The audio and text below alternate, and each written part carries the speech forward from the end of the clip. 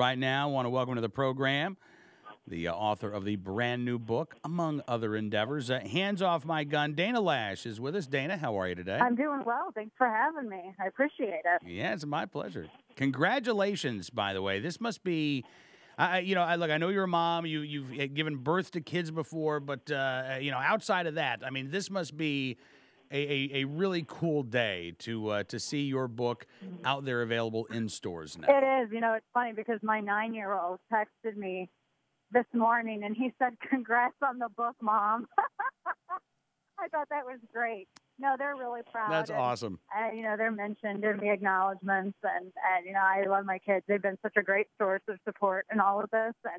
And today's been kind of crazy, and this week has been nuts, and we have family helping out. But they understand that this is about their future too. It's more than just about going out and promoting a book. I mean, we're talking about something serious, a natural right that's under threat. Well, yeah, I mean, let's talk about this. The title of the book, the actual title is Hands Off My Gun, Defeating the Plot to Disarm America. And I can already hear moms demanding action all across the country, Dana, saying, "Oh, that's not true. We don't want to disarm anybody. We're only in favor of a few common sense gun initiatives." Yeah. That's all. Yeah, that's a lie. It's not common sense. And they say it. They believe in they completely believe in disarmament. That's the whole purpose. I mean, the thing about this is, Cameron, and I know that you know this. You've been following this for a while, but there's one tweet by Shannon Watts, who is a professional lobbyist. She's like the room mother for the anti-gun crowd. So she tweeted once that she thinks anything that can fire 10 rounds a minute is an assault weapon. I can throw with my arm 10 bullets a minute. So I have assault arms, ban them. I mean, this is a woman who they deliberately, and they're proud about this. They know nothing about firearms. Everything that they do is based upon two things: fear and oppression. They think if they can scare enough people, they think if they can muddy the water on terminology and have everybody say that every single gun is an assault weapon and made up unicorn term, they can condition the minds of Americans to fear something that they have no reason to fear. No, absolutely. In fact, earlier today we were talking about what the gun control groups are doing in Australia. Yeah. Because, of course, here, we have the president say, "Oh, look at what Australia's done. Oh, it's amazing." Well, it's not like the gun control groups went away. Right now, the gun control groups are very upset because the number of youth, particularly young women, competing in sports, shooting recreationally, is soaring in Australia. And so now they're pushing a proposed law that would ban gun handling for those under the age of 18, Dana. It would be illegal for you to teach your kids how to safely and responsibly use a firearm. It would be against the law for an entity like the 4-H shooting sports program to set up, or for competitive shooters Right. to get on a Olympic development squad. Well, heaven forbid we have education, because remaining completely ignorant about something is an immediate safeguard against anything bad ever coming because of it. Education is the antidote to both fear and ignorance. And I've never seen people fear or ignorant monger harder than these individuals that are trying to disarm youth and prevent any education about it at all. I mean, the reason that you have accidental shootings and things of that nature is because you have people that haven't taken upon themselves to educate and teach respect for life. And that's an uncomfortable truth, but it's a truth nonetheless. And, our kids were raised with firearms knowledge. Our kids were raised with Eddie Eagle. I mean, hell, I was raised with Eddie Eagle as well. I was raised with firearms, and if I wanted to, I had easy access to them, but I was also raised with two other things: a respect for private property and a respect for life, which that is really, really missing today. Well, it is, and again, it goes back to I think this lie that is told by anti-gun advocates that they're all in favor of education, they're all in favor of training. In fact, they are so in favor of education and training, Dana, that if you are the victim of a stalker in Washington D.C. and you want to apply for a concealed carry license, they may actually say you can get one, again, if you can document that you're the victim of these crimes. Right. But before you get a concealed carry license, they want you to go through 16 hours of training, want you to go through 2 hours of live fire training at a range. That, by the way, doesn't exist in Washington, D.C. Yeah, well, yeah, talk about making it more difficult for someone to defend themselves. I mean, imagine telling a woman who needs to be able to defend herself because of PO, which statistically are worthless. She's unable to go out and get a firearm needed to protect herself as she's coming home from a stalker, a strange lover, etc.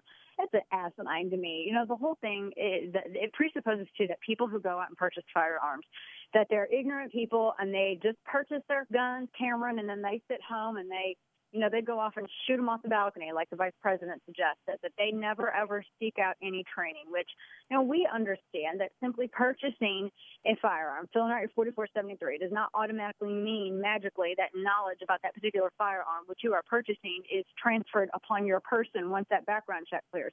Everybody knows that, except for anti-gun control, or for anti-gun people. They don't seem to understand that because apparently they believe that that's how knowledge of firearms is, in fact, transmitted. That's how it's earned. But no, that's a scary thing. I mean, I can joke and I can be a smart aleck about it, but in reality, it's kind of frightening because statistically, at least at the collegiate level, 1 in 4 women report sexual assault. 1 in 4 women in their academic career are going to report a sexual assault.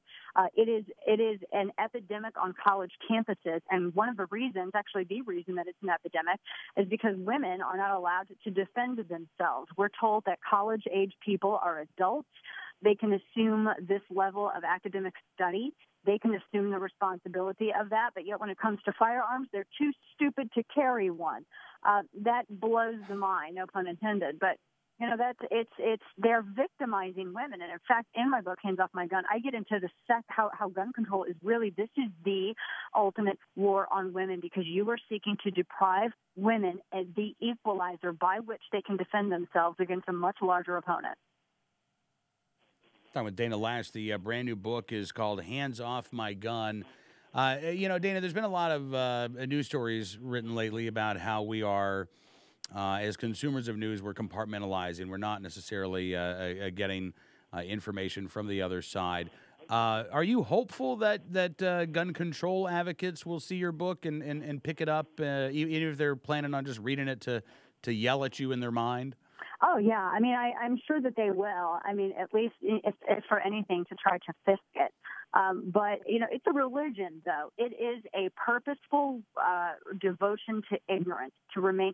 The reason, and I remarked upon this in writing it, the reason that you don't see professional shooters or female hunters out there talking about gun control, because these women know what they're talking about. Women who understand firearms, they know that there's no reason at all to irrationally fear them.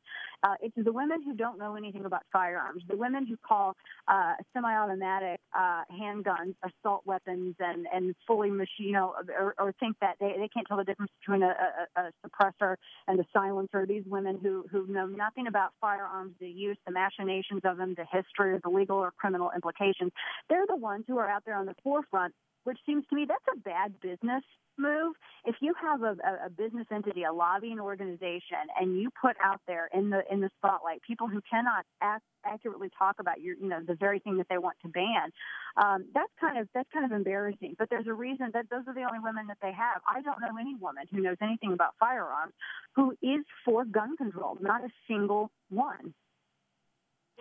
Well, and to that end, not only is there again that stereotype, I think, on display there, but there's an inability of the pro-gun control moms to acknowledge moms who are different than them. I don't think Moms Demand Action ever said anything about Shanine Allen, no, Dana. They never did. Now, if you're not anti-gun, if you're really just a mom that's in favor of a few common sense regulations, why would you not have stood up in support of Shanine Allen? Why would you not have said, hey, you know what, there's nothing common sense about Shanine Allen facing 10 years behind bars? Paris Ainsworth, the grandmother in Detroit who earlier this year used her legally carried firearm to defend herself against 2 armed robbers, where was the praise for Paris Ainsworth? I mean, again, because these women don't fit the narrative, they can't exist. Right. They are non-entities to the moms demanding action. Or the elderly women in Illinois who brought a case, Lisa Madigan, just viciously fought against these 2 women, 2 elderly women who were robbed and beaten within an inch of their lives as they were working in church one evening. They were volunteers in the church, and they were there, Cameron, late in the evening. They were finishing up their volunteer duties. Someone broke into the church to rob it, and this man beat them within an inch of their lives. I mean, busted noses, broken bones, the whole 9 yards. And they had to fight just to get to the point where they could carry a handgun for self-defense in the state of Illinois. And not at any single point did Michael Bloomberg or Shannon Watts or any of these individuals ever stick up for any of these women, because I guess they find it preferable that a woman cross her fingers and hope that vomiting or defecating or urinating on herself is going to be enough to thwart off an attacker, which then demonstrates a gross misunderstanding of what rape is. It's not about sexual gratification, but rather power over another individual. But you never hear anything from these women, and I have to question, if you're about equality, why would you not be for the one thing that really is the ultimate equalizer between the sexes and gives women a chance to withstand attack, gives them, firearms are 60 times more overused in instances of defense rather than for criminal purposes. And I get into all of those statistics in my book as well. So you would think that these women would be behind that. I look at it like this. I'm not wealthy enough to outsource the security of my family to someone else. I'm not wealthy enough to have a $1 billion sugar daddy pay for my security, pay for my planes, pay to chauffeur me here and there, the way that some of these professional female lobbyists who claim to speak for all moms do. I don't outsource my family security because it's too important to me, and I'm an empowered enough woman to be able to handle it myself, and I wish that they would step up to the plate and join me in that personal responsibility. Dana Loesch, the new book is called Hands Off My Gun. It is available everywhere. If you go to @Cam & Company on Twitter, we've got information on how you can order the book. Dana, listen, best of luck with the book and the publicity. I hope it ends up under a lot of Christmas trees this holiday season. Hey, don't even wait. Just get it as a present for somebody. You know you want to. Absolutely. Thank you so much. And folks can go to danaradio.com as well. I have a limited number of pre-signed copies available too. So thank you guys so much. I appreciate it. Oh, my pleasure. Thank you, and look forward to doing this again soon. Dana Loesch, join us. Again, the book is called Hands Off My Gun, the plot to disarm America.